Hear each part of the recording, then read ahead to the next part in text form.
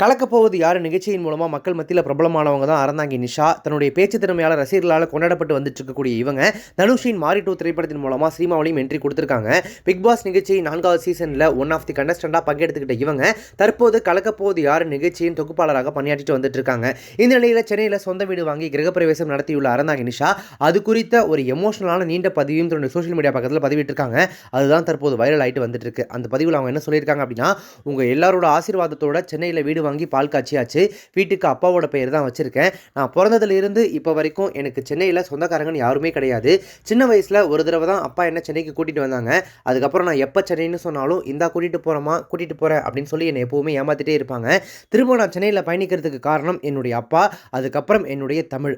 6 மாதமாக சென்னையில் வீடு தேடினப்போ ஆர்டிஸ்ட்டு, அதனால் வீடு தர மாட்டேன், முஸ்லீமுக்கு வீடு தர மாட்டேன், இப்படி எத்தனையோ விமர்சனங்களை சந்தித்ததுக்கு அப்புறம் குடும்பமாக சேர்ந்து சென்னையில் ஒரு வீடு வாங்கிடலாம்னு முடிவெடுத்து இப்போ வீடு வாங்கியாச்சு. எப்போவுமே எல்லாரும் முன்னாடியும் நாம் ஜெயிக்கிறத விட நாம் எங்கே தோக்குறோமோ அங்கே தான் ஜெயிக்கணும். என்னோட வெற்றிக்கு எப்போவுமே என்னுடைய குடும்பமும், என்னுடைய நண்பர்களும், என்னுடைய ரசிகர்களும், என்னுடைய தமிழும் தான் காரணம். எல்லாருக்குமே ரொம்ப நன்றி. என்னுடைய வளர்ச்சியை உங்களுடைய வளர்ச்சியாக பார்க்குறதுக்கும், என்னை எப்போவுமே உங்களில் ஒருத்தியாக பார்க்குறதுக்கும் ரொம்ப ரொம்ப நன்றி அப்படின்னு சொல்லிட்டு அந்த போஸ்ட்டில் ரொம்பவே நெகிழ்ந்திருக்காங்க அறந்தாங்கி நிஷா.